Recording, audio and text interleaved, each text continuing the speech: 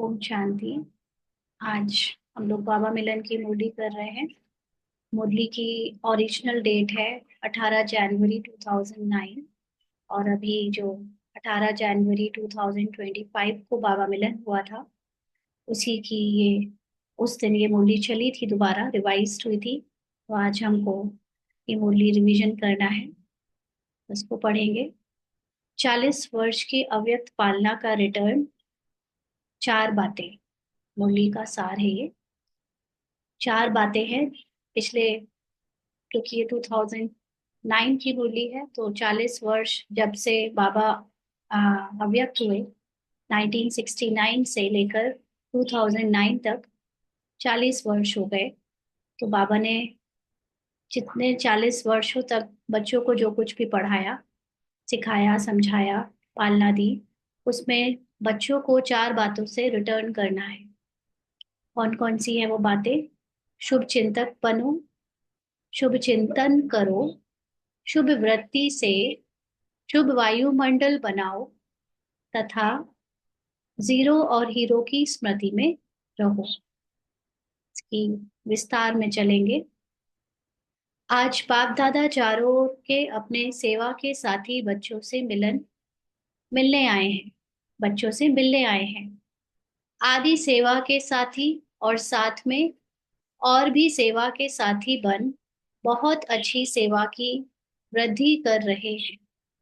तो बाप दादा अपने साथियों को देख खुश हो रहे हैं और दिल में गीत गा रहे हैं, वाह मेरे विश्व परिवर्तन सेवा के साथी, वाह।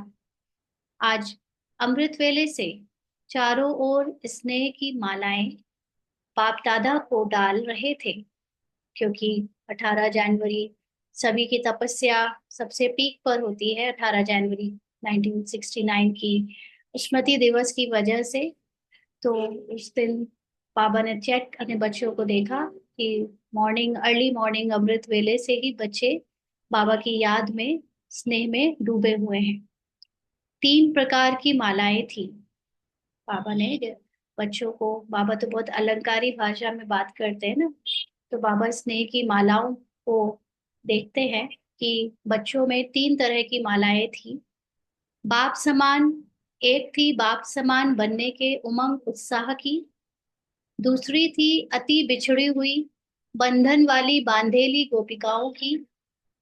उन्हों की मालाएं तो थी, लेकिन चमकते हुए अति अमूल्य आंसुओं की माला भी थी, और एक एक आंसू मोती समान चमक रहे थे। और तीसरी माला कुछ कुछ बच्चों की उल्हानों की थी। तो माला मतलब 3 तरह की कैटेगरी के बच्चे, बाबा के स्नेही बच्चे उस दिन बाबा से रूरिहान कर रहे थे। पहले टाइप के बच्चे थे जो उमंग उत्साह में थे और बाप समान बनने के पुरुषार्थ में लगे थे। दूसरे जो बांधेली गोपिकाएं, बांधेली माताएं बहनें, जिनको आश्रम या सेंटर जाने को नहीं मिल पाता, जिनको अभी तक शरीर के हद के बंधनों से छुट्टी नहीं मिली है, तो वो बाबा की याद में बाबा से अपने अमूल्य आंसुओं को बिखेरती हुई बाबा को याद कर रही थी। और तीसरी तरह के बच्चे जिनको बाबा से कुछ कुछ कंप्लेन भी थी। तो आज अमृत वेले से लेके सभी में विशेष स्नेह समाया हुआ दिखाई दे रहा था। बाप दादा ने विराट रूप जैसे बाहें पसार सब बच्चों को बाहों में समा लिया। तो बाप दादा का मतलब ये नहीं कि बाप दादा कोई फिजिकल फॉर्म में, बाबा ने अपने फिजिकल विराट रूप की बाहें खोली और बच्चे फिजिकल रूप में उनमें समा गए। लेकिन ये एक अलंकारी भाषा, एक अव्यक्त भाषा है बाबा की, जिसमें हमको समझना होता है कि परमात्मा ने अपने प्रेम के सागर में सब बच्चों को अपने समान जो है अनुभव में टिका लिया, प्रेम में टिका लिया। वैसे आज का दिन स्नेह के साथ सर्व पावर्स की विल देने का भी था। 18 जनवरी 1969 के दिन ब्रह्मा बाबा ने जब कर्मातीत स्थिति को पाया, तो उसके जस्ट पहले जब उनका शरीर छूट रहा था, तो उन्होंने अपनी सारी पावर्स जो अभी तक तपस्या की, जिम्मेदारियों की, और जो भी अंदर शक्तियां जोड़ी थी रोल में, वो सब ट्रांसफर करी अपने बच्चों को, जिसमें से मुख्य रूप से प्रकाशमणि दादी को उन्होंने पहले ट्रांसफर करी, और फिर सारे बच्चों को उनके साथ सहयोगी बनकर ट्रांसफर करी। तो एक बच्ची को हाथ में हाथ मिला के विल पावर्स की विल, सभी बच्चों को शक्ति सेना और पांडव, कई बच्चे पांडव भी और शक्तियां भी बाप दादा ने देखा, गुप्त रूप से अंतर्मुखी बन पुरुषार्थ में तीव्र गति से चल रहे हैं। बाहर से दिखाई नहीं देते हैं, लेकिन पुरुषार्थी अच्छे हैं। पुरुषार्थ करने में कई बच्चों का पुरुषार्थ दिखता है, उनका योग लगाना, उनकी सेवा करना, उनकी हर चीज भाषण करना या कोई भी उनका दिखता है। लेकिन कुछ बच्चे हैं बहुत तीव्र पुरुषार्थी, लेकिन गुप्त हैं, माना वो इसका शो नहीं करते और उनका पुरुषार्थ बहुत सूक्ष्म लेवल का है। तो इसलिए बाबा ने देखा आज का विशेष रूप स्नेह का सब्जेक्ट, सभी के चेहरे चमक रहे थे। ज्ञानी तो आत्मा बच्चे तो हैं, लेकिन स्नेह की सब्जेक्ट आवश्यक है। यानी ज्ञान तो हम बाबा का बहुत इंटरेस्ट से सुनते हैं, ज्ञान में बहुत हमको अच्छा लगता है लेना, लेकिन उसके साथ जो बहुत जरूरी सब्जेक्ट है वो है स्नेह, बाबा से स्नेह। क्योंकि स्नेही मेहनत कम और मोहब्बत के अनुभव में सहज रहते हैं ना। बाबा कई बार कह चुका है दो तरह के बच्चे हैं, दिमाग वाले बच्चे और दिल वाले बच्चे। जो दिमाग से बाबा को याद करते हैं, जिन्होंने दिमाग से ज्ञान से बाबा को जाना है पहचाना है, उनका पुरुषार्थ में थोड़ा मेहनत रहती है। और जिन्होंने बाबा को दिमाग के साथ साथ स्नेह में दिल से भी जाना है, उनकी मेहनत ही उनसे और उनकी मोहब्बत ही उनसे मेहनत कम कराती है और उनको अनुभव ज्यादा कराती है। तो स्नेह की शक्ति कैसी भी पहाड़ जैसी समस्या हो, पहाड़ को भी रुई बना देते हैं, पहाड़ को भी पानी जैसा हल्का बना देते हैं। स्नेह एक छत्र छाया है, छत्र छाया के कारण वह सदा सेफ रहता है। कैसे? स्नेह का मतलब क्या है यहाँ पर? एक स्नेह होता है जिसमें हम अपने को शरीरधारी ब्राह्मण समझकर बाबा को याद करते हैं, तो बाबा बाबा बाबा को पुकारते रहते हैं। एक तो वो स्नेह है। लेकिन और जो रियल स्नेह जिसको कहे, इसमें मैं खुद निराकारी स्थिति में स्थित होकर बाप समान अपने को अनुभव करती हूँ, उनसे कंबाइंड रहती हूँ। तो ये जो कंबाइंड स्थिति है बाबा के प्यार में डूबे रहने की, वो एक छत्र छाया का काम करती है। छत्र छाया किस बात से? माया से, हलचल से, जो भी परिस्थितियों का प्रभाव हम पर हावी हो जाता है उन सब बातों से। तो छत्र छाया के कारण वह सदा सेफ रहता है। तो जो स्नेही होता है वो बाबा के साथ कंबाइंड रूप में रहता है, इसलिए सदा अपने को सेफ महसूस करता है, क्योंकि बाबा का साथ उसे हिलने नहीं देता, सहज होता है। स्नेह से परमात्मा व भगवान को भी अपना दोस्त बना देते हैं।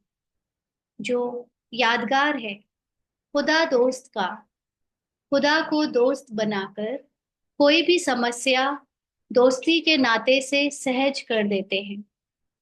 इस मुरली में बाबा ने खास एक रिश्ता निभाने को जोर दिया है, वो है खुदा दोस्त का। कि जनरली हम पिता पति साजन भाई इन सब रूप में परमात्मा को याद करते हैं, लेकिन अभी भगवान को खुदा दोस्त के रूप में बनाओ। खुदा दोस्त क्या करता है? कोई भी जैसे लौकिक का दोस्त होता है, तो हमारे पास कभी भी कोई समस्या आती है तो हम लोग अपने सहेलियों से दोस्तों से डिस्कस करते हैं, और फिर जो भी दोस्त सहेली होते हैं उनके अगर हद में है, उनकी हाथों में है, तो वो पूरी मदद करते हैं। तो वो तो फिर भी लिमिटेड मदद ही कर पाते हैं। लेकिन जब भगवान को आप खुदा दोस्त बनाओगे, तो उनके साथ आपके अंदर जो पावर रहेगी, जो अपनी स्मृति रहेगी, तो कोई भी समस्या बहुत सहजता से सॉल्व हो जाएगी। क्यों? ऐसा क्यों? क्योंकि आत्मा अपने ओरिजिनल रूप में, जो कि उसका सत्य स्वरूप है, निराकारी रूप, बाप समान स्थिति, वो ओरिजिनल स्वरूप है ही समाधान स्वरूप। कोई भी समस्या आए, बड़ी से बड़ी समस्या कहाँ आती है? समस्या रोल में आती है। समस्या इस शरीर की कहानी में, मन में, या अनुभवों में, या किसी तरह के एक्सपीरियंस में, या सेंसेशन में, संस्कारों में आती है। तो अगर हम अपनी सत्य आत्मा, जो निराकार अशरीरी, इस पांच तत्वों से परे है, पाप समान स्थिति, मास्टर सर्वशक्तिवान स्थिति में स्थित होकर साक्षी हो जाए, ड्रामा के उस रोल से, समस्या से भी साक्षी हो जाए, तो हम देखेंगे कि अपने आप जो बात आई थी वो चली गई, वो चली भी जाती है। तो जब जब हमको देह का भान आता है तो हम समस्या में, हलचल में हो जाते हैं, उसके समय सॉल्यूशन के बारे में भटकने लगते हैं, तड़पने लगते हैं, बेचैन हो जाते हैं कि इसको भगाओ, इसको खत्म करो, कैसे ठीक हो जाए। लेकिन बाबा ने इसका बहुत सरल तरीका बताया हुआ है कि अपनी आत्मिक अवस्था में टिक जाओ, बाबा को अपने साथ कंबाइन कर लो और साक्षी हो जाओ। तो बाबा को खुदा दोस्त के रूप में, अगर, क्योंकि बच्चों को अगर हद में कोई याद आता है, तो रिश्ते से भी अगर किसी को याद करना है तो फिर खुदा को भी दोस्त बनाकर याद कर लो। फिर उस खुदा के, उसके ओरिजिनल स्वरूप में याद करो, तो उसका ओरिजिनल जो स्वरूप है उसमें खुद भी टिक जाओ, क्योंकि वो तुम्हारा भी ओरिजिनल स्वरूप है। और फिर देखो कि कोई भी समस्या आए, चाहे वो मन में, बुद्धि में, संकल्पों में, संस्कारों में, चाहे बाहर की परिस्थितियों में। एक्चुअली कोई समस्या बाहर की परिस्थिति में नहीं होती, बाहर तो बस परिस्थिति एज इट इज होती है जो होती है। उसको हम भारी करके, उसके बारे में चिंता करके, उससे डर कर, उसको रेजिस्टेंस दिखाकर उसको भगाने की कोशिश करते हैं जब, तो वो समस्या का रूप लगता है। तो जब हम उसमें वो वाला जो हमारा पर्सपेक्टिव है, उसको समस्या समझने का, वहां से ध्यान हटाकर अपने सत्य अलौकिक स्मृति में स्थित कर लेंगे, तो वो बात जो आई है वो बहुत सहजता से चली भी जाती है। तो बाबा को खुदा दोस्त बनाकर कोई भी समस्या दोस्ती के नाते से सहज कर देते हैं।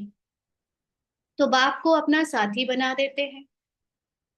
ज्ञान बीज है, लेकिन प्रेम का पानी बीज में फल लगा देता है, प्राप्ति के फल। बहुत गहरी बात है इसमें।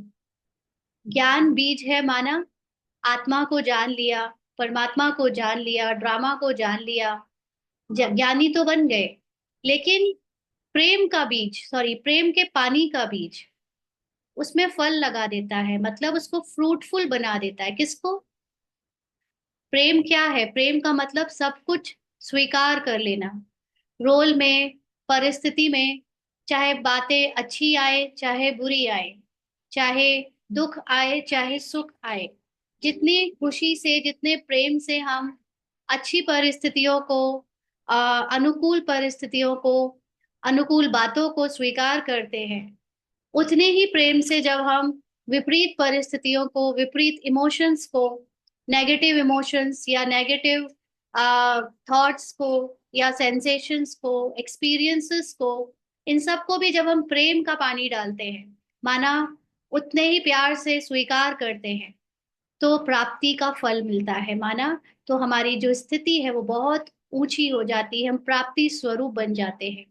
क्योंकि अक्सर हम सब की सबसे बड़ी प्रॉब्लम जो ऑब्जर्व करने में आती है वो यही है कि हमारे सामने हम लोगों को एक, क्योंकि सतयुग से पाठ बजा कर आए हैं, और सतयुग में हमारे, सतयुग से त्रेता युग तक 2500 वर्ष तक केवल पॉजिटिव इमोशंस ही थे, सब कुछ अच्छा अच्छा था, तो एक वो आदत पड़ी हुई है। लेकिन आत्मा जो एक कैसेट है, आत्मा जो एक, और जिसके अंदर सारे अनुभव रिकॉर्डेड हैं, अपने मूल रूप में जब होती है, तो उसके सारे इमोशन, सारे अनुभव, सारे तरह के पॉजिटिव और नेगेटिव जो कुछ भी उसका पार्ट है उसमें रिकॉर्डेड है, वो सब उसका एक एक बार बजने को जरूर होता है, बजता जरूर है। तो हमारे अंदर जो, यानी आत्मा में जो रोल में मन है, उस मन को केवल पॉजिटिव और अच्छे अच्छे इमोशंस, अच्छे संकल्प, अच्छे परिस्थितियों की आदत पड़ चुकी है।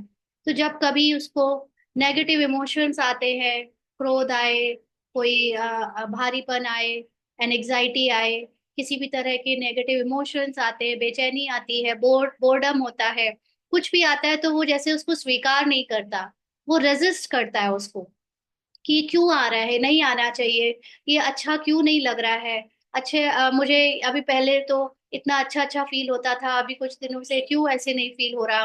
तो वो हर वक्त अपने आप को ये चाहता है कि ये वाला इमोशन चला जाए, ये बोर्डम चला जाए, ये डाउन स्थिति चली जाए, ये गम, ये दुख चला जाए। तो ये जो रेजिस्टेंस है, ये रेजिस्टेंस दिखाता है कि हम अ, आत्मा के अंदर जो अनुभव है उनको प्रेम से स्वीकार नहीं कर रहे हैं।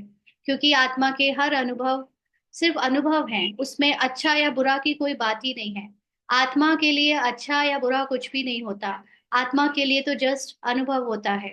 वो आत्मा के लिए जो वैल्यू हंसी की है, वही वैल्यू आंसू बहाने की है। माना जो वैल्यू उमंग की है, वही वैल्यू उसके लिए गम की है, क्योंकि वो इन दोनों से परे है। तो जब आत्मा में हम स्थित होते हैं, सत्य को जानते हैं, क्योंकि सत्य आत्मा का प्रेम का सागर है ही।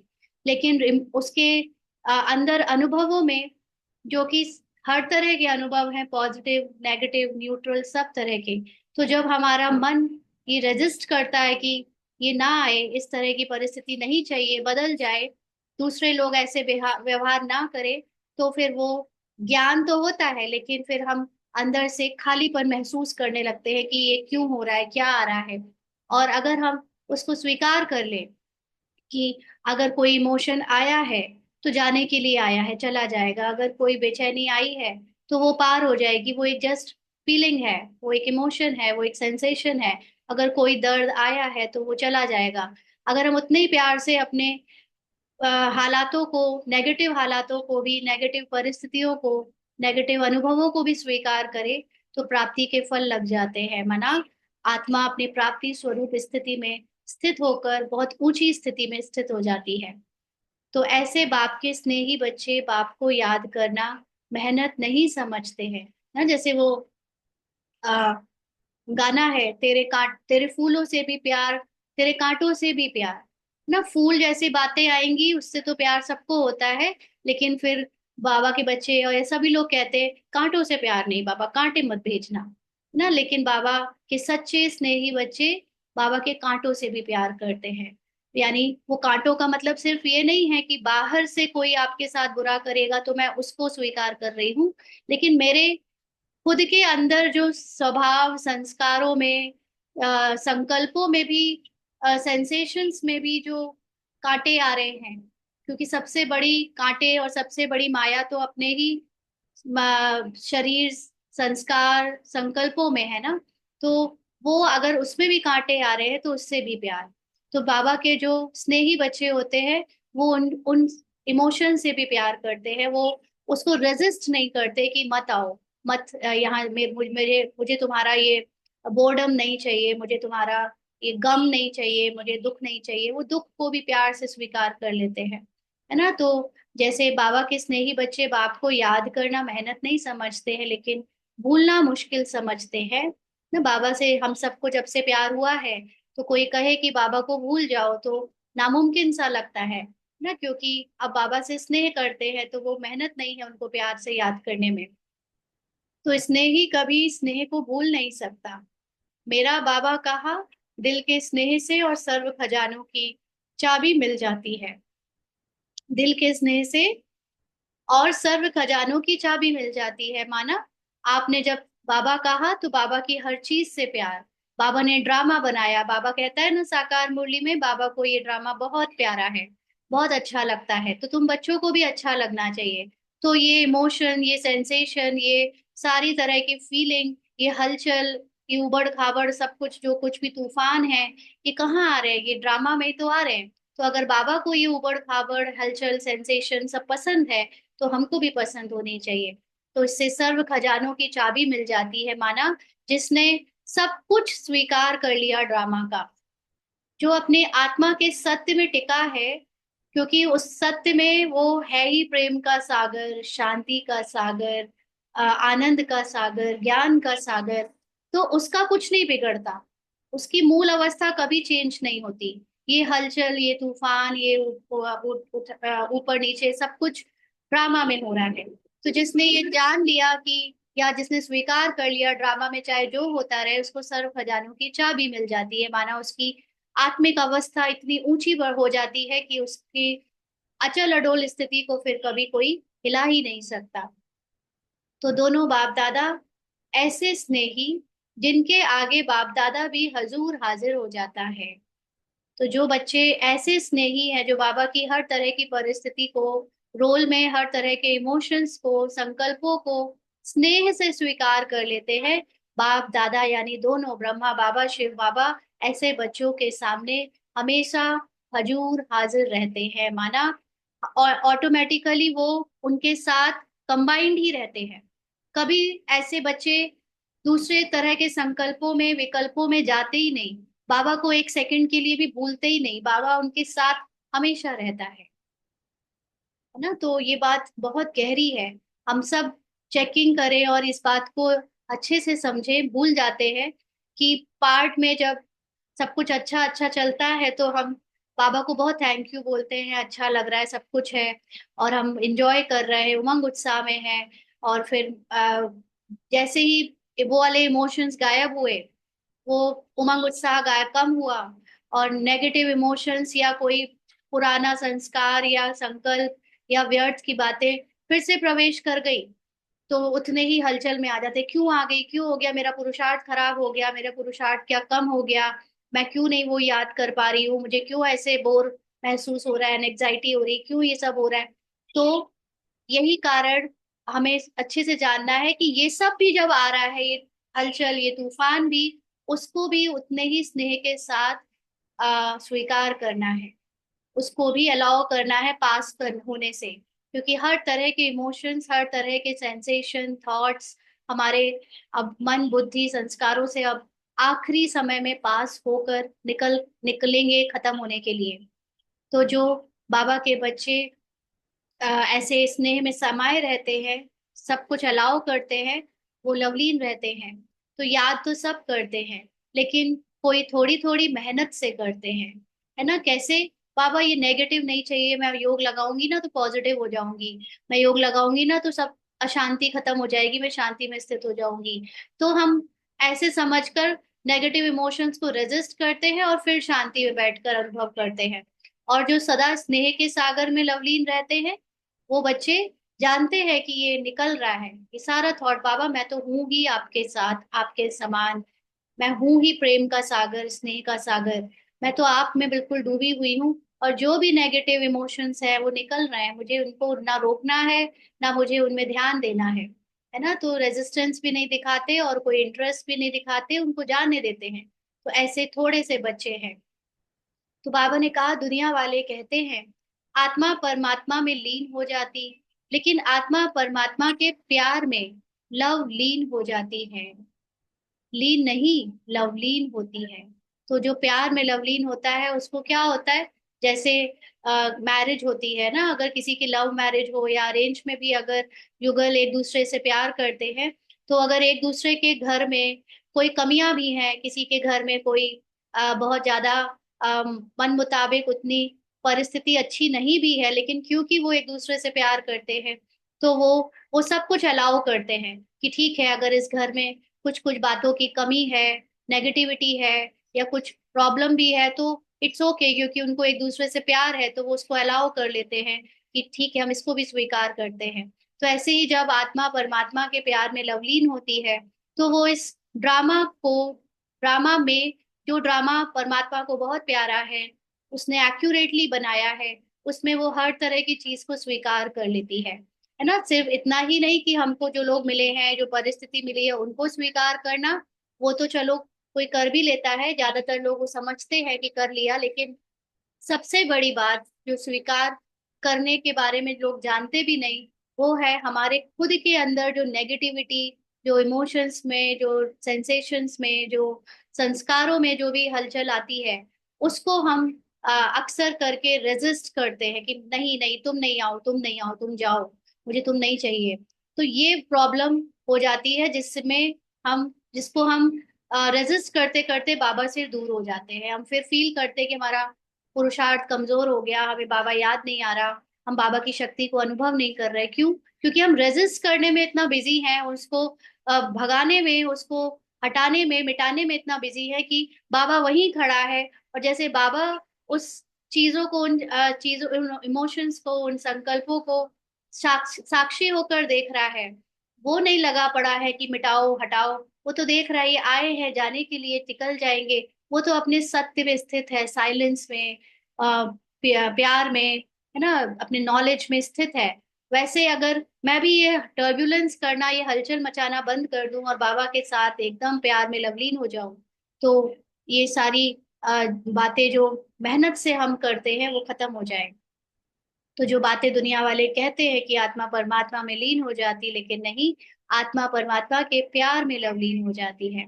तो आज का दिन मोहब्बत में लवलीन का है ना। कोई भी इमोशंस आए उसको रेजिस्ट नहीं करना। आ, जनवरी चल रहा था, बहुत तपस्या करनी थी, और शरीर में इतना दर्द उठा कि मैं तपस्या ही नहीं कर पाई। जनवरी चल रहा था, बहुत बाबा को याद करना था, और इतनी प्रॉब्लम्स आ गई, इतने नेगेटिविटी आ गई। नहीं, अभी आएगी, अब पतझड़ आ रहा है ना, 2 महीने स्थूल रूप से लौकिक में पतझड़ आएगा, पीली पीली पत्तियां होंगी, झड़ेंगी, सब कुछ होगा, लेकिन ये नेचर उसको भी अलाउ करता है ना। ऐसे ही हमको भी हमारे अंदर में जो भी इमोशंस निकलेंगे, चाहे वो कितने भी डरावने हो, कितने भी उबाऊ हो, कितने भी कैसे भी हो, पॉजिटिव तो सब अलाउ करते हैं बड़ी खुशी खुशी से, बट नेगेटिव वालों को नहीं चाहते कि वो आए। और अगर आने लगते हैं तो हम एकदम रेजिस्टेंस दिखाने लगते हैं, लेकिन नहीं, आप हमको सिर्फ बाबा के प्यार में लवलीन रहकर उनको भी निकलने देना है। उनको रेजिस्ट नहीं करना है कि तुम नहीं निकलो, क्योंकि वो भी तो आत्मा का ही एक अनुभव है। आत्मा को हर तरह के अनुभव से गुजरना है, तो वो भी अगर बाबा के प्यार में लवलीन होगी, तो ये नेगेटिविटी, ये बोर्डम, ये मूड ऑफ होना, बुरा लगना, ये सब पार हो जाएगा, आया है निकल जाएगा। और हम बड़े प्यार से उसमें बाबा में लवलीन रहेंगे। तो मेहनत समाप्त हो, मोहब्बत के रूप में बदल जाती है। जब हम लवलीन होते हैं, मेहनत समाप्त हो जाती है। तो बाप दादा ने सभी बच्चों की रिजल्ट भी देखी, होमवर्क मेजॉरिटी ने किया है, बाप समान बनने का लक्ष्य बार बार रिवाइज भी किया, रियलाइज भी किया। 75% बच्चों की रिजल्ट अच्छी रही। और यह बाप समान बनना ही है। कुछ भी तूफान आए, है ही कलयुग का समाप्ति का समय, तो तूफान तो आएंगे, परिवर्तन का समय है ना। लेकिन आप बच्चों के लिए तूफान क्या है? हम्म बाबा ने देखा कि बच्चे बहुत दृढ़ता से ये संकल्प करते हैं कि बाप समान बनना ही है। लेकिन जो बाप के प्यार में लवलीन होते हैं ना बच्चे, वो बाप समान होते ही है। क्यों? क्योंकि वो कुछ भी तूफान आए, कुछ भी बातें आए, वो जानते हैं कि ये सब ड्रामा में आ रहा है, रोल में, कैरेक्टर में, मन बुद्धि संस्कारों में आ रहा है, शरीर में आ रहा है। मेरा तो कुछ भी नहीं बिगड़ रहा। तो वो बाप समान स्थिति में साक्षी होकर सब कुछ देखते हैं, चाहे कितने भी तूफान उनके खुद उस रोल के मन में आते रहे, संस्कारों में आते रहे। तो बाबा कहते हैं तो आएंगे, क्योंकि अभी तक 63 जन्म का जितना कचरा, चाहे वो कैसे भी अंदर की अजीब अजीब सी फीलिंग्स, अपमान, अ, और भी कई तरह की अलग अलग तरह की फीलिंग, जो हमें निंदा की, या भारीपन की, या एनजाइटी की, है ना, चिड़चिड़ाहट की, हर तरह की फीलिंग, कुछ भी नेगेटिव भरा है वो भी निकलेगा। पॉजिटिव तो हम जानते ही हैं, लेकिन हम अभी समझने के लिए मेनली नेगेटिव इमोशंस की बात कर रहे हैं। क्योंकि इसमें हम लोग में से ज्यादातर लोग परेशान हो जाते हैं, बाबा से दूर हो जाते हैं, पुरुषार्थ पे भारी हो जाते हैं। तो बाबा ये अभी क्लियर कर रहा है कि बहुत तूफान आएंगे, कलयुग की समाप्ति का समय है ना, परिवर्तन का समय है ना। तो आपका अभी नेगेटिव पार्ट हमेशा, मतलब 2500 वर्ष के लिए मर्ज होने जा रहा है। तो मर्ज होने के पहले उसको निकलना पड़ेगा, एक बार के लिए खत्म होना पड़ेगा, तो वो आएगा। लेकिन आप बच्चों के लिए तूफान क्या है? तूफान तूफान नहीं, लेकिन तोहफा है। क्योंकि बाप दादा के वरदान का हाथ सभी पुरुषार्थी बच्चों के माथे पर है। तो बाप दादा के वरदान का हाथ मतलब बाप दादा ने हमको ये ज्ञान दिया हुआ है कि तुम बच्चे अपने को मेरे प्यार में लवलीन रखो, मेरे समान कम मुझ बनकर कंबाइंड रहो। तो तुम्हारा जो आ, कोई भी बात तुम्हारे रोल में कैरेक्टर में आ रही है, तूफान जो आ रहा है, वो तुम्हें बाबा की याद में और भी स्थित कर देगा, तुम्हें और भी तुम्हारे सत्य की याद दिला देगा। क्योंकि तूफान में जब हलचल होती है तो हम कुछ आधार ढूंढते हैं जिसको हम पकड़ कर बच सके। तो हमको अपना सत्य का आधार याद आएगा कि मुझे अपने बाप समान स्थिति को पकड़ के रखना है, कुछ भी हो जाए, ये कितनी भी हलचल में कुछ भी निकले, है ना। जैसे अभी कल परसों हम लोग क्वेश्चन आंसर राउंड में डिस्कस कर रहे थे कि जैसे एक माता ने बोला था कि उनके मुख से कुछ उल्टे सुल्टे शब्द निकले, तो ये क्या है, ये भी उनके अंदर का जो कचरा है वो निकला। तो अपने आप को दिल शिकस्त करने की जगह, छोटा समझने की जगह, हमें बाबा के ट्रुथ को पकड़ना है, अपने ट्रुथ को पकड़ लेना है कि वो मैं नहीं थी, वो मेरा मेरे शब्द मेरे संकल्प नहीं थे, वो रोल के थे। रोल को जो भी है उसकी भी सफाई हो रही है। तो रोल की सफाई के पहले रोल के अंदर जितनी भी नेगेटिविटी अभी तक भरी हुई थी वो निकलेगी। तो जितना हम अपने इस बाबा के समान वरदान के हाथ को याद रखेंगे, उतना ही ये तूफान हमारे लिए तोहफा बन जाएंगे, हमारे सत्य को याद करने का जरिया बन जाएंगे। तो जिन्होंने दृढ़ संकल्प अर्थात दृढ़ता की चाबी कार्य में लगाई, उन्हों की अभी की रिजल्ट प्रमाण सफलता भी प्राप्त की है। किस बात का दृढ़ संकल्प या दृढ़ता? कि मैं अपने सत्य से नहीं हटूंगी, मैं अपने सत्य से अलग कुछ भी बात की पहचान नहीं बनाऊंगी। तो कुछ बच्चों ने उसमें सफलता भी प्राप्त की, बाबा ने देखा। लेकिन सदा काल के लिए तूफान को तोहफा बनाए, समस्या को समाधान रूप दे आगे बढ़ते चलो। लेकिन वो सफलता अभी निरंतर नहीं बनी है, सदा की नहीं बनी है ना। जैसे हम में से भी अभी इतनी सारी पिछले 2-3 महीनों से हम में से बहुत सारे लोगों ने जो पुरुषार्थ किया, तो अनुभव किया कि हमारे पुरुषार्थ में हमने नेगेटिव पॉजिटिव इमोशंस को एज इट इज स्वीकार करते हुए एक्सपीरियंस में जाने दिया। तो हमारे पुरुषार्थ में हमको खुशी भी हुई। और फिर हमने देखा कि बाहर की परिस्थितियां भी बदली, लोग बदले, है ना। तो हम उसमें खुश हो गए और भूल गए कि ये रिटर्न हो सकता है, ये यू टर्न ले सकता है। और फिर सबने यू टर्न ले लिया, फिर सब कुछ वैसे ही पलट गया, फिर हमारे भी खुद के स्वभाव संस्कार संकल्पों में तूफान आने लगे। तो वो ज्ञान भूल गए कि हमको इन्हें स्वीकार करना था, हमें उन्हें अलाउ करना था, रेजिस्ट नहीं करना था। तो फिर क्या हुआ कि वो समस्या दिखने लगी, वो तूफान दिखने लगा। तो वो सदा काल का रहे, जो ज्ञान हमने यूज करके अभी कुछ दिन पहले सफलता प्राप्त करी, अभी वो हमेशा हमारा निरंतर एक अभ्यास बन जाए।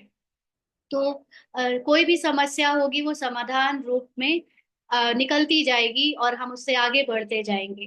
तो बाप दादा ने अभी का रिजल्ट में खुश हैं। पिछली बाबा की मिलन की मुरली से अभी की माँ बाबा मिलन की मुरली में बाबा ने देखा कि बच्चों ने दृढ़ता से अपने सत्य को पकड़ के रखा। लेकिन सदा में अभी बाबा ने कहा कि और भी करो पुरुषार्थ। तो बाबा ने कहा जो योग तपस्या की है उसमें लक्ष्य दृढ़ रखा है कि बनना ही है ना। तो बाप समान बनना ही है, ये ज्ञान से तो हम जान गए कि हम हैं ही बाप समान। लेकिन अभी जो रोल चल रहा है ब्राह्मण का, उसमें पुरुषार्थ में हमें बाप समान स्थित रहना है, साक्षी होकर सब कुछ देखना है। उसका जो लक्ष्य रखा है वो योग तपस्या या कह ले अटेंशन से हमको सदा बनाना है, सदा रखना है। तो इसको योग तपस्या कहेंगे। अटेंशन से अपने सत्य को सदा याद रखना, साक्षी होकर देखना, यही योग तपस्या कहलाता है ना। बैठकर योग तपस्या करने में आ, आ, निरंतर या सदा हो ही नहीं सकता। आपको हर समय, क्योंकि ये इमोशन सेंसेशन ये संकल्प ये तो आपको कभी भी किसी भी समय परेशान करने लगते हैं। कोई भी बात नहीं है तो भी एकदम से भावुक हो जाते हैं, एकदम से रोना आने लगता है, एकदम से बुरा लगने लगता है, एकदम से बोर्डम महसूस होने लगता है, एकदम से एनेक्साइटी होने लगती है, कोई पुरानी बात व्यर्थ संकल्प दूसरों की चीजें याद आने लगती है। तो ऐसे समय पर योग तपस्या की जरूरत है, और वो तपस्या बैठ कर नहीं, वो तपस्या अपने संकल्पों से, अपने सत्य में टिकने की है। माना संकल्प तो चल रहे हैं बहुत तूफान के, लेकिन मैं अपने साइलेंस, जो मेरा सत्य है, उसमें स्थित होकर साक्षी हो जाती हूँ, और रेजिस्ट नहीं कर रही हूँ कि क्यों आ रहे हैं ये सब, क्यों अभी तक तो सब इतना अच्छा चल रहा था, मैं इतने अच्छे से हो गई थी, वो जाने दो, आने दो, कोई बात नहीं, मुझे उससे कोई फर्क नहीं पड़ता, इसलिए भी निकलने दो। कोई कितनी भी आपसे कंप्लेन करे कि ऐसे कैसे ओम शांति वाले हो, कैसे तुम ये व्यवहार कर रहे हो, मुझे किसी को नहीं सुनना। मेरा साइलेंस, मेरा सत्य का जो साइलेंस है, मैं उसमें स्थित हूँ, क्योंकि मैं अपने आत्मा में जितना भी रिकॉर्डेड अनुभव है, वो सारे सेंसेशंस है, वो निकलता हुआ उसको अपनी सफाई करने में लगी हूँ ना। तो जब आप देखो दिवाली की सफाई करते हो, तो आपके घर का जो बड़ा बड़ा कचरा होता है, वो अपने घर से बाहर थोड़ी देर के लिए निकाल कर रख देते हो, ताकि कबाड़ वाला आएगा तो उसको ले जाएगा उठा के। तो हो सकता है कि आपके पड़ोसियों को दिक्कत हो, आप दूसरे घर वालों को दिक्कत हो कि कितनी गंदगी मचा रखी है। सफाई करने पे भी तो गंदगी होती है ना, धूल घूमती है चारों तरफ, उड़ती है, यहाँ सफाई करो तो वहां धूल बैठ जाती है। तो ऐसे ही जब हम अपनी सफाई कर रहे हैं, तो हमें एक्चुअली ये नहीं कि हमें आए ही ना, अरे भाई आप निकलने नहीं दोगे तो वो खत्म कैसे होगा।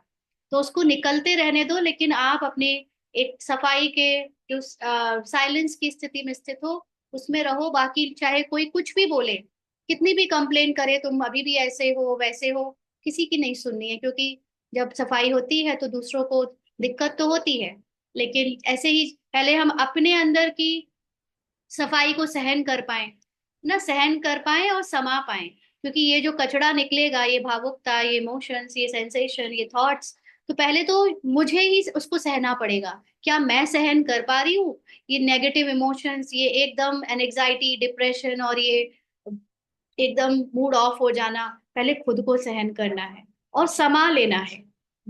ये नहीं कि क्यों हो रहा है, क्यों हो रहा है, उसका स्वरूप बन जाऊं, फिर चारों तरफ उसको सुनाने लगूं, हलचल में आ जाऊं, और उसका ढिंडोरा पीटने लगूं कि मेरे अंदर अभी ऐसे ऐसे ऐसे हो रहा है। नहीं, समाते जाओ, उसको साक्षी होकर देखते जाओ, ये क्या क्या निकलता जा रहा है, क्या होता जा रहा है ना। और खुद को, जिसको हाँ सहन करने की शक्ति और समाने की शक्ति, ये अपने ही अंदर के परिवर्तन को पहले सहन करना पड़ेगा, समाना पड़ेगा। और उसके लिए कोई कुछ भी बोलता रहे, मुझे उनके सामने अच्छा बनकर या सफाई दिखाने की जरूरत नहीं है। मुझे पहले खुद की सफाई करनी है, और उसमें जिसको जो दिखे वो दिखता रहे। मेरे लिए इम्पोर्टेंट है कि मैं हर चीज अलाउ करूं, नेगेटिव इमोशंस को भी निकलने में ओके रहूं, और अपने साक्षी होकर अपने सत्य में टिकी रहूं। तो बाबा ने आगे कहा कि 40 वर्ष अव्यक्त पालना के पूरे हुए हैं। तो 40 वर्ष में पहले क्या आता? बिंदु, जीरो। तो जीरो याद दिलाता कि मैं हीरो, सच्चा हीरो, महान हीरो हूं, और हीरो पाठधारी बन हर कार्य हीरो समान करना है। तो जीरो, हीरो, यह सदा याद रहे। और बाकी जो चार हैं, उसमें चार बातें नेचुरल जीवन में करनी है, दृढ़ता पूर्वक करनी है, करेंगे, तैयार हैं। तो बाबा जब जीरो की बात करता है, जीरो मतलब मैं आत्मा, मैं मूल रूप में बाप समान जो आत्मा हूँ, वो ही हीरो हूँ। इस समय संसार में मेरा पार्ट जहाँ बज रहा है, भले ही देखने में 800 करोड़ से ज्यादा आत्माएं हमें पता चली हैं कि रोल प्ले कर रही हैं। हम तो नहीं देखते ना सारे 800 करोड़ को, हमारे लाइव अगर हम गिने तो एक दिन में हम ज्यादा से ज्यादा, जो लोग घर में रहते हैं वो 5-6 लोगों के संपर्क में रहते हैं, जो बाहर जाते हैं वो थोड़ा और 100-200 लोगों को देख पाते हैं एक दिन में, है ना। इससे ज्यादा तो नहीं कोई मिलता होगा किसी से। तो एक्चुअली में मेरे लिए कोई एग्जिस्ट ही नहीं करता मेरे और बाबा की सिवा। क्यों? पहले भी हमने अभी डिस्कस किया था कि मैं हीरो मतलब, जो मैं जिस दृष्टि से देखूंगी उसी दृष्टि से सृष्टि बनती है। तो हीरो कौन हुआ? कौन है जिसके बदल जाने से सृष्टि बदल जाएगी? वो मैं हूं। तो मेरे बदलने का मतलब ये नहीं कि मैं आत्मा कोई फ्लॉ फ्लॉज वाली हूँ, कमजोर हूँ, असंपूर्ण हूँ, तो मुझे संपूर्ण बनना है। नहीं, हीरो का मतलब है कि अपने को मान कर चलना कि मैं हूं ही हीरो, माना मैं हूं ही संपूर्ण, मैं आत्मा संपूर्ण हूँ। मैं रूपाली हीरो हूं, मैं बीके रूपाली हीरो हूं, नहीं, मैं आत्मा हूं ही बाप समान एकदम हीरो। फिर मुझ आत्मा के हीरो की स्मृति में टिकते ही, बार बार उस स्मृति में आते ही मेरा जो पार्ट है, जो रोल है, वो भी हीरो का बन जाता है। तो इसीलिए जीरो माना आत्मा, और हीरो, मैं आत्मा हीरो हूं, ये सदा अगर याद रखे तो जो बाकी की चीजें हैं, चार बातें बाबा ने बताई, वो नेचुरल जीवन में करनी है। वो चार बातें क्या? सबके लिए शुभ संकल्प, शुभ चिंतन, है ना, ये सब कुछ जीवन में ऊपर से रोल में भी करते रहनी है, और दृढ़ता पूर्वक करती रहनी है। तो बाबा ने कहा करेंगे, तैयार है, कुछ भी पेपर आवे, लेकिन चार बातें अपने जीवन में करनी ही है। पक्का? पक्का? पूछ रहे बाबा। पीछे वाले पक्का है ना? कच्चे को माया खा जाती है। अगर निश्चय नहीं है अपने सत्य का तो माया खा जाएगी, इसलिए पक्का रहना। एक बात, सदा शुभ चिंतक, सदा शुभ चिंतक, क्योंकि हमेशा हम मूल आत्मा में नहीं टिक पाते, तो ऊपर से एक नेचुरल नेचर बनाने की कोशिश करें कि हमें सबके लिए अच्छा ही सोचना है। उसके लिए ज्ञान के बिंदु यूज करें कि ड्रामा कल्याणकारी है, हर एक एक्टर अपना रोल एक्यूरेट प्ले कर रहा है, हर एक एक्टर निर्दोष है क्योंकि सब आत्माएं हैं, सबकी आत्मा मूल रूप में मेरे समान, बाप समान है, सतो प्रधान है। तो ऐसे कर लेने से हमें ऑटोमेटिकली रोल में सबके लिए शुभ चिंतक की आदत पड़ जाएगी होने की। फिर कोई की कमजोरी देख व सुन, रहम दिल बन, शुभ चिंतक बन, उनको सहयोग देना ही है ना। हम कभी कभी दूसरों के रोल में देखते हैं कि किसी ने कुछ हमारे लिए कह दिया, कर दिया, या दूसरों के लिए कुछ कर रहा है, कह रहा है, तो हमें उसके रोल की फिर वर्णन करने की एक जो आदत पड़ी थी अभी तक, उसको बदल कर हमें रहम आएगा उस पर कि वो तो आत्मा अपना केवल पार्ट प्ले कर रही है, उसकी जो भी कमजोरी है वो रोल में है, वो सत्य नहीं है उसका। तो ऑटोमेटिकली हम उसके जब सत्य का चिंतन करेंगे तो उसका शुभ चिंतक बनकर उस आत्मा को हमसे सहयोग मिलेगा। तो कमजोरी को नहीं देखना है, लेकिन सहयोग देना ही है, माना उसके सत्य को देखते उसको सहयोग देना है। इसको कहते हैं शुभ चिंतक। ये हमको रोल में, पार्ट में ध्यान रखना है। पक्का रहेगा ना? सहारे दाता, रहम दिल बन, सहयोग दो, उससे किनारा या घृणा नहीं करना। जैसे हम अपने स्वभाव संस्कारों में हमने अभी सब कुछ एक्सेप्ट करने की बात समझी, सब कुछ अलाउ करना है। हमारे स्वभाव संस्कार में भी अगर हमारे स्वभाव में कमजोरियां हैं कि हम ढंग से किसी के साथ बिहेव नहीं कर पाते, या हमारे स्वभाव में कोई पुराना, हमारे मतलब पार्ट के स्वभाव में कोई पुरानी कमियां हैं, कमजोरियां हैं, तो कई बार हमें अपनी ही कमी कमजोरियों से इतनी घृणा होती है। तो हमें अपनी कमी कमजोरियों से भी घृणा नहीं करनी है, उनको भी अलाउ करना। आप जितना अलाउ करते जाओगे, जा मतलब अलाउ का मतलब उनको पास होता हुआ साक्षी होकर देखोगे, लेकिन याद रखोगे अपना सत्य। फॉर एग्जाम्पल कि मेरा पिछले, मान लीजिए ये जीवन किसी का 40 साल का है, हाँ, और ये शरीर 40 साल से उसने बहुत सारी ऐसी परिस्थितियां देखी है जिसमें स्ट्रगल ही स्ट्रगल रहा है, तो उसके नेचर में आ चुका है असंतुष्ट रहना। हाँ, तो अब कोई बाबा का बच्चा बना है, उसने 40 साल से स्ट्रगलिंग जीवन जिया है, तो उसका एक संस्कार जो है असंतुष्ट रहने का, वो जब दिखे आए और हम उसको ऑब्जर्व, मतलब वो खुद को ऑब्जर्व कर रहा हो कि मैं क्यों असंतुष्ट हो रहा हूँ, क्यों मुझे अपनी कमजोरियां दिख रही है, तो इससे भी क्यों क्यों क्यों नहीं करो, घृणा नहीं करो, इसको भी स्वीकार, क्योंकि ये भी एक आत्मा के अंदर का इमोशन है, एक एक्सपीरियंस है जो उसके अंदर से अभी निकलने के लिए, खत्म होने के लिए पास हो रहा है हमारे संकल्पों में। तो इसलिए ओके, असंतुष्टता निकल रही है, ठीक है, निकल जाने दो, ये हमें उसको अलाउ करना है, अपने आप को भी क्षमा करना है ना। तो जब हम खुद के प्रति हर चीज को अलाउ करेंगे, तो हम दूसरों के प्रति भी उनकी कमजोरियों को, उनकी जो भी प्रॉब्लम्स हैं, समस्याएं हैं, उससे हम कभी फिर घृणा नहीं करेंगे, ना किनारा करेंगे, बल्कि क्षमा करेंगे, सहयोग देंगे, रहम दिल बनेंगे। तो परवश के ऊपर कभी घृणा नहीं की जाती है ना। तो ये सबसे पहले तो खुद के ऊपर, फिर दूसरों के ऊपर ही हम उसको अटेम्प्ट कर सकते हैं। कई बार होता है कि हम खुद को तो बहुत नीचे उससे रखते हैं और दूसरों के ऊपर सोचते हैं रहम दिल बन जाए। तो ये कभी पॉसिबल नहीं है। जो चीज आप अपने साथ कर सकते हो वही आप दूसरों के साथ कर सकते हो। तो इसीलिए जब कोई दूसरा हो या अपने ऊपर भी परवश की स्थिति बन जाए ना, ये क्या है परवश? ये दूसरे दूसरे नेगेटिव इमोशंस, संकल्प, या हमने जो पूर्व जन्म में जो भी कर्मों में कुछ उल्टा सीधा किया है ड्रामा अनुसार, उसका संस्कार जब हावी हो जाता है। मान लीजिए किसी के अंदर कामुकता है, पूर्व जन्म से आई है, और वो अभी ब्राह्मण बनने के बाद भी हावी हो रही है उस पर, तो वो अपने आप से घृणा ना करे, बल्कि वो उसको अलाउ करे, निकल जाने दे। क्योंकि ऊपर से नहीं उसका स्वरूप बन जाए कि वो एक्शंस में आ जाए, लेकिन वो थॉट्स को अलाउ करे निकलते हुए। क्यों आ रहा है, क्या हो गया, मैं तपस्या नहीं कर पा रहा हूँ, मैं ब्राह्मण बनने के लायक नहीं हूँ, मैं बाबा को बताने के लायक नहीं हूँ, ये सब नहीं। It's okay to allow it, मतलब उसको पास होने दो, संकल्पों से निकल जाने दो, लेकिन अपने सत्य में स्थित रहो कि मैं एकदम पवित्र आत्मा हूँ, मैं इन सब शरीर के भान से एकदम न्यारी हूँ।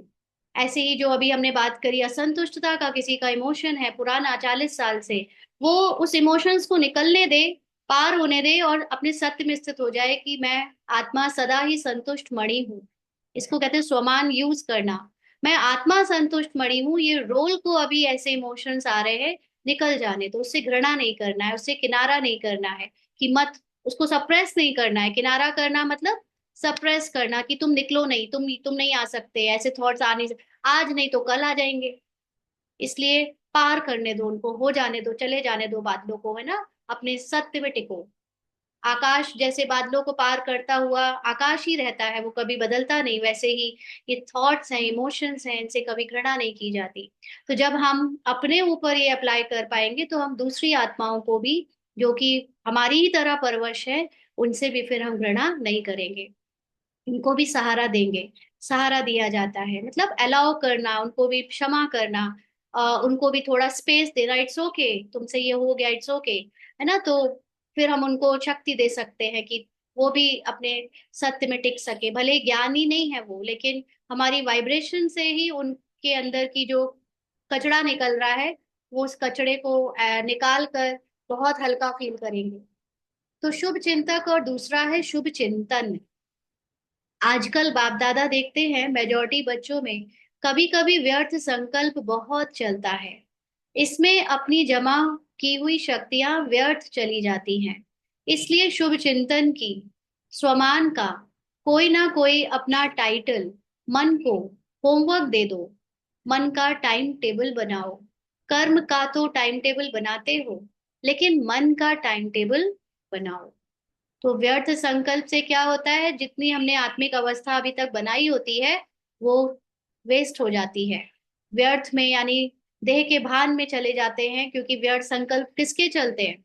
ये शरीर के, ड्रामा के, उनकी कहानी के, लोगों के, व्यक्तियों के।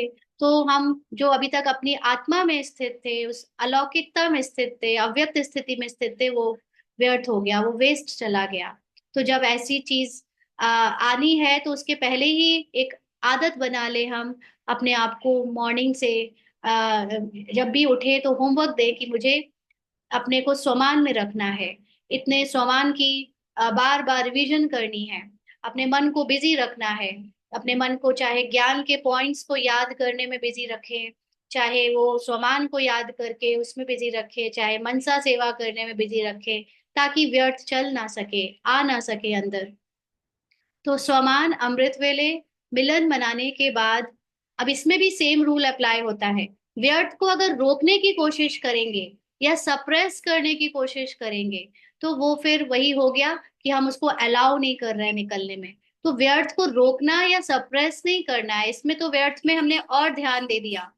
व्यर्थ में ध्यान दे नहीं देना है, व्यर्थ से अपना ध्यान हटाकर समर्थ बातों में लगा देना है। जैसे मन का होमवर्क बनाकर, स्वमान का शुभ चिंतन करने का, ज्ञान के पॉइंट्स को याद करने का, है ना, इन सब में हमको अपना ध्यान लगा देना है, वहां से ध्यान हटा देना है। व्यर्थ आ रहा है, वो उसको रोकने में वेस्ट नहीं करना है अपनी एनर्जी को, क्योंकि वो भी एक आत्मा के अंदर प्री रिकॉर्डेड पार्ट है जो हमारे पुरुषार्थ को बढ़ाने में हेल्प कर रहा है। क्योंकि जब हम चेक करते हैं हमारे अंदर व्यर्थ आ रहा है, तो हम अपने सत्य को और तीव्रता से याद करने लगते हैं। हम और तीव्रता से पुरुषार्थ ज्ञान का मनन चिंतन करने लग पड़ते हैं। अगर ये सब बातें हो ना, तो हम पुरुषार्थ शायद कर ही ना पाए, हम तो बहुत अलबेले हो जाएं। तो बाबा ने आगे कहा कि स्वमान अमृत वेले मिलन मनाने के बाद मन को दे दो। कई स्वमान है बाबा के, उसमें से कुछ स्वमान बिल्कुल अपने आप उसको पूरे दिन उसमें रहेंगे ऐसा होमवर्क दे दो। लेकिन जैसे सुनाया है कि 12-13 बारी सभी को टाइम मिलता है ना पूरे दिन में। अगर हम कितने भी बिजी हैं, लेकिन 10-12 बार हम ऐसा टाइम निकालते हैं, कभी वॉशरूम जा रहे हैं, कभी पानी पी रहे हैं, कभी खाली बैठकर थोड़ा सा रिलैक्स कर रहे हैं, तो इतना तो टाइम सभी को मिलता है। उसमें रियलाइज भी करो, रिवाइज भी करो, तो मन बिजी रहने से व्यर्थ संकल्प में समय नहीं जाएगा। रियलाइज करो किसको? आत्मा को रियलाइज करो। और साथ में जो चेकिंग करते रहो, अटेंशन देते रहो कि संकल्पों में, सेंसेशन में, या बॉडी के लेवल पर कहाँ पे कुछ उल्टा सीधा हो रहा है ना। रेजिस्ट नहीं करना है, जस्ट चेक करना है कि नहीं आए, ये नहीं सोचना है, बस चेक कर लेना है कि हाँ ये कुछ आया, और फिर रिवाइज करो अपने सत्य को। तो मन बिजी रहेगा तो व्यर्थ संकल्प में समय नहीं जाएगा, मेहनत नहीं करनी पड़ेगी। या अशरीरी बनने की ड्रिल कर लो, या 5 स्वरूपों की ड्रिल कर लो, या बीच बीच में स्वमान को रिवाइज करने की ड्रिल कर लो ना, कोई भी ड्रामा के पॉइंट को याद करने की ड्रिल कर लो। ऐसे मन को कुछ काम दे देंगे तो मेहनत नहीं करनी पड़ेगी। हर समय संगम युग जो मौज का युग है, उसी मौज में रहेंगे। तो दूसरा सुनाया शुभ चिंतन। शुभ चिंतन, करना मतलब सोचना। चेक करो और चेंज करो। क्या करना है चेक? कि क्या ड्रामा के लेवल पर मन को क्या हो रहा है, इस समय क्या क्या अनुभव से गुजर रहा है। और अगर वो अनुभव, वो इमोशंस, वो सेंसेशन कंफर्टेबल नहीं लग रहे हैं, तो उसको रोकने की जगह सिर्फ चेंज करना है, सप्रेस नहीं करना है, अपने सत्य को याद करना है। इसको कहते हैं चेंज करना। तीसरा है शुभ वृत्ति। वृत्ति माना किसी के लिए इंटेंशन रखना। तो अशुभ वृत्ति वायुमंडल भी अशुद्ध फैलाती है, इसलिए शुभ वृत्ति। अशुभ वृत्ति का मतलब, सपोज करिए आपने खाना उठाया या कोई फ्रूट खरीद रहे हो, और आपने अपने अंदर एक भाव ले आए कि इसमें तो कितना केमिकल पड़ा होता है, आजकल तो बिना केमिकल का कुछ बनाते ही नहीं है, पता नहीं कितना जहर बेचते हैं ये लोग, या ये तो कितना महंगा दे रहा है। तो ये क्या हुआ? वृत्ति, आपने एक भावना जो है अपनी खराब कर ली। कोई भी चीज करो, खाना खाओ या किसी के लिए कुछ करो, तो पहले अपनी भावना को साफ रखो। अगर आपकी भावना अशुभ है, तो वो वायुमंडल अशुद्ध ही बनेगा। तो पहले चेक करो कि मेरी हर चीज को करने के पहले शुभ वृत्ति है ना। जैसे कई अभी लोग पूछ रहे हैं आजकल, वो फिर से, मतलब आप लोग में से कई बार कोई पूछता है, कोई कभी कोई पूछता है कि वो वेगन डाइट आई है, वो दूध का क्या करें, फ्रूट्स के ऊपर जोर दे रहे हैं। तो वो लोग जो वेगन डाइट को प्रमोट कर रहे हैं, उनका, उनकी वृत्ति में ही ये है कि ये अशुद्ध है, ये अशुद्ध है, ये जहर है। उनकी वृत्ति, उन्होंने भावना ही खराब कर दी है हर चीज के पीछे, तो वो उनके ऊपर काम भी वैसे ही करेगी, उसका फल, उसका असर भी उनके ऊपर वैसे ही आएगा। और हम अगर अपनी वृत्ति अच्छी रखें कि हमारे पास, हमारे घर में जो सब्जियां आती है, जो दूध आता है, जो दही आता है, जो फ्रूट्स आते हैं, वो एकदम पवित्र है, तो वो उसी तरह से वायुमंडल, यानी वो हमारे शरीर को भी वैसी ही एनर्जी ट्रांसफर करेंगे। तो ये हमारे ऊपर है कि हम फिजिकल चीज को बदल रहे हैं या वृत्ति को बदल रहे हैं। इट इज वेरी डिफिकल्ट कि आप हर चीज फिजिकली बदल कर दिखाओ। कलयुग में शुद्ध चीजें कहाँ तक पाओगे, और फिजिकली कितनी चीजें अफोर्ड कर पाओगे आप शुद्ध, है ना। तो शुद्ध का मतलब जो हमें लगता है कि वो ऑर्गेनिकली या बहुत पवित्रता से उगाई और बनाई गई है। अभी इतना दिमाग हम उस सब में लगाएं, बुद्धि उसमें लगाएं कि कैसे बनाई जा रही है, पवित्रता से कि अपवित्र, तो हम अपनी आत्मा का पुरुषार्थ कब करेंगे? तो इसलिए कुछ भी आपके घर में आए, कुछ भी आप बनाओ या खाओ, उसको हमेशा पवित्र वृत्ति के साथ खाओ। फ्रूट्स रात को नहीं खाते, फिर इतना नेगेटिव बोल देते हैं हर चीज को, और फिर उसको स्वीकार करते हैं तो वो इसलिए बीमारी बन जाती है। तो अपनी वृत्ति को, अपनी भावना को शुभ करो। और रोल को सही करने को कह रहे हैं ज्यादातर। और चौथा है, हर एक को यह जिम्मेवारी लेनी है कि मुझे, मेरा काम है खास, दूसरे को नहीं देखना है। मेरा काम है शुभ वायुमंडल बनाना, ये बहुत इंपॉर्टेंट है। हम में से अक्सर देखो, जैसे अभी बोला ना कि सभी बोल रहे हैं बाकी जगह पर, सेंटर में हर जगह की ऐसा करो वैसा करो। तो मुझे किसी को देखने का काम नहीं मिला है यहाँ, मुझे दूसरे क्या कर रहे हैं उसकी जिम्मेवारी नहीं मिली है। मुझे मेरा काम करना है, और मेरा काम है शुभ वायुमंडल बनाना। तो जिसको ये ज्ञान मिल रहा है, जो ये समझ पा रहा है, वो ये नहीं सोचेगा कि दूसरे भी वो मेरी तरह खाएं, मेरी तरह करें, मेरी तरह बोले, मेरी तरह ज्ञान ले और वैसे अपने को बदले। वो कहेगा कोई, मुझे किसी से मतलब नहीं है, मुझे सिर्फ अपने को देखना है। मैं अपनी वृत्ति को, अपनी भावनाओं को शुद्ध करूंगी, मैं अपना चिंतन शुभ करूंगी, मैं अब सबके लिए शुभ चिंतक बनूंगी। वो सिर्फ अपने पर ही फोकस रहेगा, क्योंकि बाबा ने क्या कहा, जीरो और हीरो। जीरो मैं आत्मा और हीरो मैं आत्मा। तो जो हीरो है, वो हीरो कभी एक्स्ट्रा लोगों से वो करता है क्या एक्सपेक्टेशन कि ये लोग मेरी प्रॉब्लम सॉल्व करे? फिर वो हीरो कहाँ का रहेगा? हीरो का काम हमेशा बड़ा होता है। और बाबा ने हम सबको एक एक को हीरो बनाया है। तो मुझे करना है, मेरे लिए बस वायुमंडल को बदलने का काम सौंपा गया है ना। आप कोई भी मूवी देखो, कोई भी हीरो बना बनाया पहले से हीरो की सीट पर नहीं बैठा होता है। उसको हीरो का कहानी में रोल प्ले करना होता है, बहुत घूसे खाने पड़ते हैं, बहुत बेइज्जती सहनी पड़ती है, बहुत स्ट्रगल करना पड़ता है, मार खानी पड़ती है।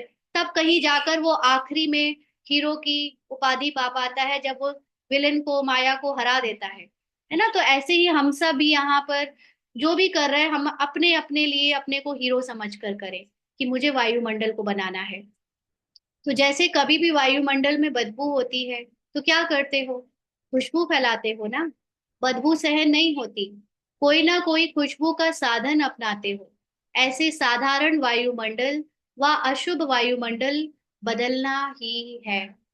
हाँ, जैसे कई बार आप में से भी कुछ लोग बोलते हैं कि सेंटर जाते, वहां इस तरह की माहौल नहीं है, वायुमंडल नहीं है। तो हम ये ना सोचे कि वो आपको ऐसा वायुमंडल बना के दिखाएं।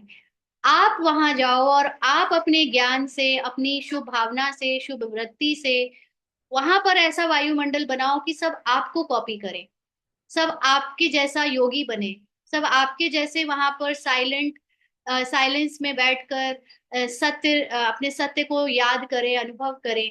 तो हमारे हाथों में है कि अगर एक सेंटर में 25-30 लोग आ रहे हैं और बाकी के लोग 20 लोग गपशप कर रहे हैं, बातें कर रहे हैं, या कर भी रहे हैं योग, तो उतना अच्छी वाइब्रेशन नहीं हो रही, तो आप हीरो हो ना। वो हीरो नहीं है, भले ही बाबा मुरली में यहाँ पर भी हम सबको कह रहा है हीरो हूँ, लेकिन यहाँ तो फिलहाल रूपाली पढ़ रही है और रूपाली ये सोच रही है मैं हीरो हूँ। रूपाली ये नहीं सोच रही कि अनुराधा, बीके, आशा, अनीता ये हीरो हैं। ऐसे ही आप सब अपने अपने लिए जो जो पढ़ रहा है, वो ये समझे बाबा ने मुझे पर्सनली हीरो कहा है, मुझे इससे मतलब नहीं है कि मेरे साथ कितने लोग हैं वो भी हीरो हैं, है ना। तो मुझे खुद को देखना है कि मेरी वृत्ति, मेरी भावनाएं इतनी शुद्ध हों, शुभ हों कि सारा वायुमंडल जो साधारण है या अशुभ है वो भी बदल जाए। तो चाहे छोटा है चाहे नया है, लेकिन सबकी जिम्मेवारी है। दृढ़ संकल्प करना है, मुझे शुभ वायुमंडल बनाना ही है। ऐसी कोई कहना चाहिए कि कंपल्शन नहीं है कि कोई भी सेंटर का वायुमंडल वहां के इंचार्ज ही बनाएंगे, वहां की निमित्त दीदी ही बनाएगी। नो, जो आते हैं वहां पर, जो योग करने जाते हैं, जो मुरली सुनते हैं, वो वहां का वायुमंडल बना सकते हैं। क्योंकि जब कोई बहुत सिंसियर स्टूडेंट किसी कॉलेज में पढ़ाई के लिए एडमिशन लेता है, तो उस सिंसियर स्टूडेंट की वजह से भी कई बार उस कॉलेज या स्कूल की पढ़ाई बेटर हो जाती है, वहां का वायुमंडल बेटर बन जाता है, दूसरे लोग उसको कॉपी करने लगते हैं, है ना। तो हमको अपने को वैसा हीरो समझना है कि हमारे होने से वहां पर वायुमंडल अब और स्ट्रेंथ बन गई है। इसको याद है, तारीफ की बात नहीं कर रही है, लेकिन एक जस्ट एग्जाम्पल बता रही है कि इसका ये जब गुड़गांव में रहती थी तो वहां पर छोटी सी एक कमरे में गीता पाठशाला टाइप की, वहां मुरली सुनाने के लिए हम ही में से सुना देता था कोई, कभी कभी दीदी आती थी। तो वहां पे 10-12 लोग 15 लोग आते थे, उसमें से ज्यादातर बुजुर्ग थे, और यही बस यंग थी इसके पार्ट में, यही यंग थी। तो उस वक्त बिल्कुल नया नया था इसका ज्ञान में आना, 1 साल के अंदर का ही था। तो उसमें जब भी मुरली में जो भी बातें थी, तो इसको बहुत ज्ञान में उस वक्त भी रहता था कि कैसा क्या है क्या नहीं। तो जब तक ये वहां पे रही तब तक पढ़ाई का, योग का माहौल वहां पे बहुत अलग रहा। वो लोग आज जो साथ के जिनको हम आंटी कहते हैं, वो सब मिलते हैं कभी, तो बोलते हैं, जब आप आते थे तो हम लोग कितना अच्छे से पढ़ते थे, और जब नहीं रहे तो फिर वो माहौल वैसे ही हो गया, हल्का सा हो गया, है ना। तो हम जहाँ जाएं, हमारी खुद की लगन इतनी अच्छी हो कि वहां पे वायुमंडल शुभ बन जाए। किस सेक्टर में थे ये हम बताएंगे आपको बाद में, हाँ, रिकॉर्डिंग के बाद। तो बाबा कहते हैं यह प्रतिज्ञा प्रत्यक्षता करेगी, यह प्रतिज्ञा प्रत्यक्षता करेगी। प्रतिज्ञा करते हो, बाप दादा खुश होता है, लेकिन प्रतिज्ञा में कभी कभी दृढ़ता नहीं होती है। किस बात की प्रतिज्ञा करनी है? कि मैं वायुमंडल बनाने के लिए निमित्त हूँ, और इस प्रतिज्ञा में दृढ़ता नहीं होती, इसका मतलब कि मैं आत्माभिमानी बन के प्रतिज्ञा नहीं करती हूँ। मैं बस ऐसे ही रोल कॉन्शियस होकर प्रतिज्ञा करती हूँ, हाँ हाँ मैं वायुमंडल बनाऊंगी। जो अपनी आत्मा में स्थित होकर उस सत्य से ये संकल्प जिसको आ रहा है कि मुझे वायुमंडल अच्छा बनाना ही है, उसकी वो दृढ़ता से उसका हर एक्शन फिर होने लगता है, और उसमें उसको सफलता मिलती है। इसलिए सफलता जो चाहते हो, जितनी चाहते हो, उतनी नहीं होती। सारे विश्व का, प्रकृति का, आत्माओं का, आत्माओं में ब्राह्मण आत्माएं भी आ जाती हैं। आत्माओं में मतलब सिर्फ बाहर की आत्मा नहीं, जो अज्ञानी है वो नहीं। बाबा ने साफ साफ कहा आत्माओं में ब्राह्मण आत्माएं भी आ जाती हैं। माना आप अगर एक अच्छे, बाबा ने आपको एक इतना अच्छा ऊंचा भाग्य दिया है कि आपको डीप नॉलेज समझ में आ रही है, आप एक अच्छे योगी हो, आप एक अच्छे पुरुषार्थी हो, तो आपकी फिर अपने आप को हीरो समझकर बाकी की ब्राह्मण आत्माओं को भी उठाने का एक अपने अंदर जिम्मेवारी ले सकते हो।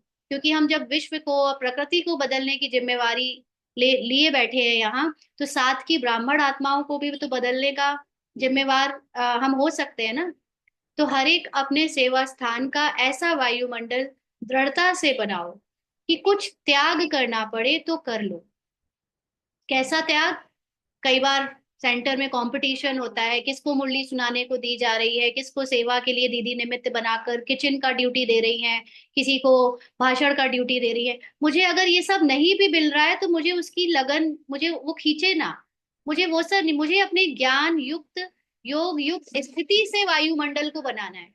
मुझे स्थूल मनसा सेवा, मनसा तो छोड़िए, स्थूल और कर्मणा या भाषण की सेवा का भी त्याग अगर करना पड़े, जो लोग करने के निमित्त है उनको बोल रहे हैं, तो वो भी मैं त्याग करूं। या कई बार अपने अंदर जो एक मैंपन का या अपमान भी हो जाता है, कई बार दीदियां कुछ कह देती हैं सेंटर का निमित्त, कोई या भाई कोई कुछ कह देता है, उसका भी अगर त्याग करना पड़े तो करे, लेकिन मैं वायुमंडल जरूर बनाऊं, है ना। तो ऐसा नहीं कि कोई और त्याग करे तो मैं करूं, नहीं।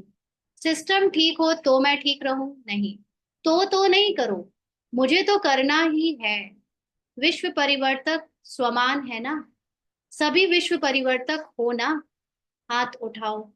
यहाँ इतने ऑनलाइन जो लोग कर रहे हैं, आप सब सेंटर से जुड़े हुए हो, तो जब सेंटर जाते हो तो जो अंडरस्टैंडिंग आप यहाँ से लेकर जा रहे हो उसको अप्लाई करो सेंटर्स में, क्योंकि वहाँ के ज्यादातर लोगों ज्ञान बहुत हल्का सुनते हैं। वो एज इट इज मुरली सुन लेते हैं, एज इट इज बाबा के शब्द सुन लेते हैं, वो लोग गहराई में जाने वाले शब्द नहीं सुनते।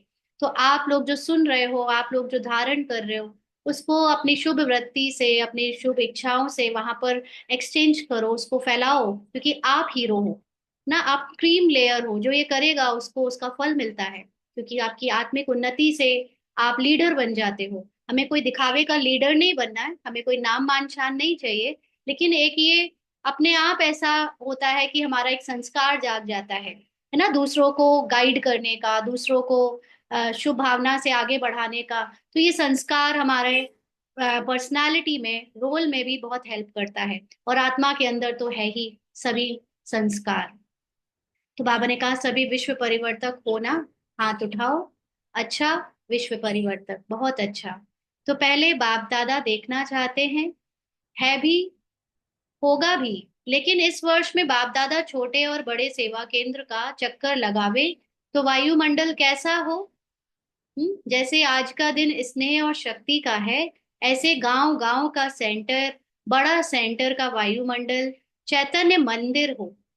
अगर एक भी वहां पे चैतन्य देवी बनकर बिना स्वार्थ के तपस्या करे ना, बिना किसी एक्सपेक्टेशन और बिना किसी कंप्लेन, बिना किसी से को की कमी कमजोरी देखे, निस्वार्थ वहां पर अपना योगदान दे, तो ऑटोमेटिकली उसके वहां होने से पूरा वायुमंडल चैतन्य मंदिर बन जाएगा। नेगेटिव को पॉजिटिव बनाना, इसमें पहले मैं, ना कंप्लेन नहीं करना है कि हमारा तो सेंटर ऐसा है, हमारी दीदी ऐसे सुनाते हैं, नहीं। उनको सिर्फ बाबा ने सेंटर चलाने के निमित्त बनाया है। वो वहां के बिजली पानी, आपकी सफाई, टोली, ये सब देखेंगे, आपको मुरली भी सुना देंगे। बट जो परिवर्तन है, परिवर्तन के निमित्त आप बन सकते हो। जो खुद का पहले परिवर्तन करेगा वो औरों को परिवर्तन करने में सहयोग देता है। तो हमारे ऊपर है कि हम ये रिस्पॉन्सिबिलिटी खुद से लेते हैं या नहीं। तो बाबा ने कहा पहले आप नहीं करना, पहले मैं। क्योंकि बाप दादा और एडवांस पार्टी और आजकल तो प्रकृति भी इंतजार कर रही है। इंतजाम करने वाले आप हो। आपको इंतजार नहीं करना है कि दीदी बदल जाए या हमसे जो पहले ज्ञान में आए हैं वो बदल जाए। नहीं, आपको इंतजाम करना है, आपको खुद बदलना है, ताकि दूसरे लोग आपको देखकर बदल सके या आपकी वाइब्रेशन से बदल सके। तो आज चारों ओर भय फैला हुआ है, सबके दिल में एक ही संकल्प है, मेजॉरिटी दुनिया वालों के, कल क्या होगा? आपको पता है कल क्या होगा? बाबा के बच्चों को तो बाबा ने बताया है ना कल क्या होगा। तो परिवर्तन करने में पहले मैं निमित्त बनूंगा, यह संकल्प कौन करता है? इसमें हाथ उठाओ। मन का हाथ सब लोग बाबा को उठाकर बताएंगे, है ना? करना पड़ेगा, करना पड़ेगा, बदलना पड़ेगा, रक्षक बनना पड़ेगा। क्योंकि यज्ञ से ये नहीं सोचो कि निमित्त लोग अगर कुछ गड़बड़ कर रहे हैं तो मतलब हमें उनसे मतलब नहीं है। हमको बाबा ने यज्ञ का रक्षक बनाया है, और हमें हर हालत में अपने मेरे बाबा को प्रत्यक्ष करने के लिए अपने आप को इतना स्ट्रांग बनाना है, वाइब्रेशन से, अव्यक्त स्थिति से, कि कोई निमित्त कुछ भी करता रहे, लेकिन मेरी जो प्योरिटी है, मुझ सूक्ष्म में जो मेरी प्योरिटी है, वो कुछ यज्ञ को बिगड़ने ना दे। वैसे तो सब ड्रामा में बना बनाया है, लेकिन आपके अंदर वो जो जज्बा होता है ना, जैसे वैसे तो देश को संभालने की ड्यूटी सरकार की है, आर्मी की है, मिलिट्री की है ना? तो वो लोग, उन्हीं लोगों को सब लोग सोचते हैं करना चाहिए, उनको उसकी सैलरी मिलती है, उनको उसका नाम मान शान मिलता है। लेकिन जो सच्चे देशभक्त होते हैं ना, वो एक कॉमन मैन, सिविलियन भी होता है। तो वो उसके अंदर एक जज्बा होता है कि नहीं, देश मेरा है, मुझे इसकी सफाई रखनी है, मुझे इसमें भ्रष्टाचार नहीं फैलने देना है, मुझे इसकी बुराई नहीं करनी है, मुझे इस देश के लिए कुछ बड़ा करना है। तो उसको उसके लिए क्रेडिट नहीं मिलेगा, उसको कोई नाम मान शान नहीं मिलेगा, कोई सैलरी नहीं मिलेगी, लेकिन उसका जज्बा वो अपने देश के लिए रखता है। ऐसे ही हम यज्ञ के एक एक बच्चे, चाहे हमें कुछ भी ना मिले, हमें कोई नाम नहीं मिलेगा, हमें कोई किसी से इसके लिए सेवाओं का कोई क्रेडिट नहीं मिलने वाला, आपको बाबा के यज्ञ से कोई कपड़े लत्ते या सेंटर में रहने को नहीं मिलने वाला, लेकिन तब भी हम इस यज्ञ के रक्षक हैं। तो इसके लिए कुछ छोड़ना पड़ेगा और प्यार लेना पड़ेगा। मन का हाथ उठाया या यह हाथ उठाया? हम्म किसने मन का हाथ उठाया? क्योंकि मन बदला तो विश्व बदला। सबसे बड़ी चीज कि हम जो अपने मन को खराब कर लेते हैं कि ऐसे नहीं वैसे नहीं, उसको बदलना है ना? क्योंकि बाबा का यज्ञ है, और इसमें हमको एकजुट होकर, भले एकजुट ना भी हो लेकिन अपनी अपनी ड्यूटी तो संभाले। एकजुट होने में तो सबका मन चाहिए, लेकिन अपनी ड्यूटी को पूरी आत्मीयता से, पूरे विश्वास से हम संभाले कि मैं हीरो हूँ, मुझे बदलना है तो विश्व बदलेगा। तो इस वर्ष में क्या स्लोगन है, क्या स्लोगन होगा? नो प्रॉब्लम, ना? इसलिए नो प्रॉब्लम, चाहे कोई कांटे आए चाहे फूल आए, नो प्रॉब्लम। हर परिस्थिति स्वीकार है, अपने लिए भी और औरों के लिए भी। तो विजय का झंडा दिल में लहरेगा, और सभी खुशी की डांस सदा मन में करेंगे। मन की डांस है खुशी, तो हर समय खुशी की डांस करेंगे, और दाता के बच्चे हो, तो जो भी आवे हर एक को कोई ना कोई गुड़ की लिफ्ट दो। बाबा के बच्चे जब खुद से संतुष्ट, खुद से प्राप्ति स्वरूप और भरपूर होंगे, तो उनके द्वारा दूसरों को भी क्या मिलेगा? कुछ ना कुछ गिफ्ट हमेशा मिलेगी, जिन्हें जो चाहिए वो मिलेगी। तो एक सेकंड में वह दृढ़ संकल्प, दाता का संकल्प लिफ्ट बन जाएगा।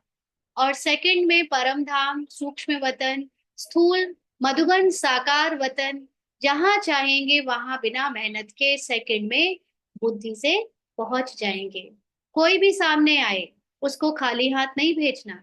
कोई ना कोई गुण की, चेहरे से, चलन से, मुख से गुण की सौगात के बिना नहीं मिलना। तो इस वर्ष का हर मास रिजल्ट में अपने पास भी रखना, और यज्ञ में टीचर द्वारा ओके का कार्ड भेजना। लंबा पत्र नहीं भेजना, ओके का कार्ड भेजना। तो ये सब चीजें, बाकी बहुत बड़ा है, आई थिंक मेन बात जो थी वो कवर हो गई है ना। तो हमको ये सब चीजें ध्यान रखनी है। बाकी तो फिर बाबा की अलग अलग जोन से और वीआईपी और दादियों से बातें हैं, तो इसको अब हम यहीं तक रखेंगे। लास्ट का थोड़ा सा और देख लेते हैं।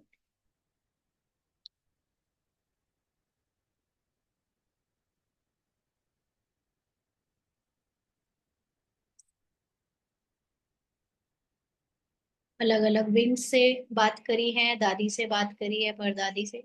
ठीक है, तो फिर बाबा ने अलग अलग लोगों से बात करी।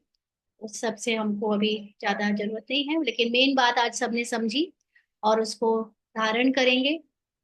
क्योंकि इस समय हमको बाबा ने हीरो और जीरो का जो टाइटल दिया है, उसमें हम अपने को हीरो समझेंगे, तभी हमारे द्वारा हीरोइक एक्ट होगा, वायुमंडल बनेगा। और किसी दूसरे को नहीं देखना है, अपने आप को इतना प्योर बनाकर हमें बिना किसी की कमजोरी को देखे। क्योंकि आत्मा के अनुभव में जब हम अपने संस्कारों को सहन कर सकते हैं, समा सकते हैं, तो हम दूसरों के भी संस्कारों और उसको समा सकते हैं। और ये जनरली अंदर जो प्रश्न उठता है कि जो निमित्त हैं वो गलत करते हैं, तो हम उसमें अपने संकल्प वेस्ट करते हैं, उसमें जाने की जरूरत नहीं है।